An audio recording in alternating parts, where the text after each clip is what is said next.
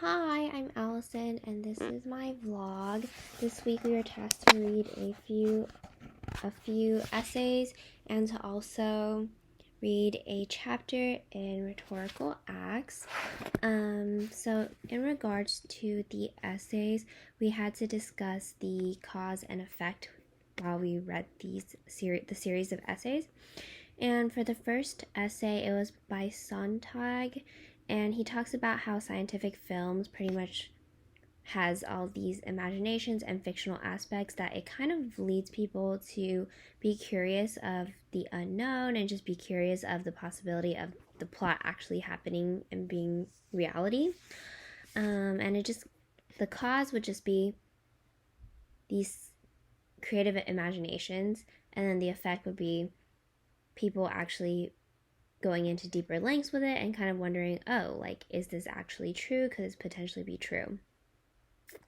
And then the second essay was by Osterweel, and Osterweel talks about how surveillance, the idea of surveillance, is such an interesting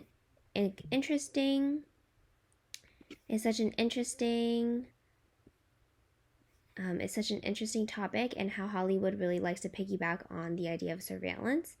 And so it's kind of like how surveillance is often leaked, and there's often like information that,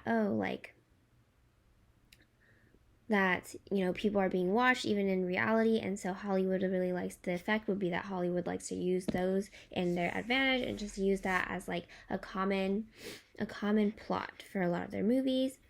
And the third essay was by Denby, and it was just kind of how if the gruesome and scary things that we see on TV, if it ever is true, like if they have ever murdered anybody in the process. And I think that the cause and effect in here is just, the cause is how realistic the audience takes in the movies and seeing how gory it is. And then the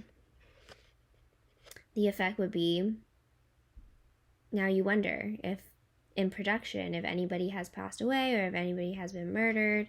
And so that's the cause and effect with that. And then lastly, the next one was about content marketing and how content marketing is so important, just because to have the audience fully understand the big picture and what the director is going for, there needs to be a series of outlining and just a strategic way in planning everything so that it would make sense to the audience, and so that the audience would be able to fully understand what they're trying to be watching. And so it's important to just have steps in outlining what you want to say or do. That way it can be clear, and it can also be organized in a fashion where people can understand.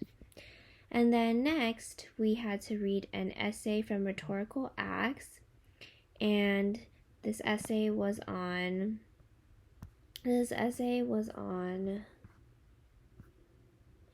the resources of organization and how important organization is. So organization plays a really big part in almost everything that is done, just because to strategically place everything in the matter and in the timestamps that it should be in gives off a more impacted and influential message at the end of the day. But to strategically place everything, it's important to also have outlining, and with outlining, it goes hand in hand with films and with essays and just a lot of things that in which you want to give out a bigger picture. So with outlining, it's important to always have an introduction, and to also have a plot, and then have evidence, and then with evidence you have to elaborate on the evidence and how the evidence plays in your favor so that people can find whatever you're saying is credible. And then you have to definitely do a conclusion to wrap up and to reiterate your main message and your big picture. And with that, it's important to just definitely have the structure. Without the structure, then the message won't be given in the most impactful way. And that's pretty much my takeaway from reading both of these books and doing the essay. Thank you.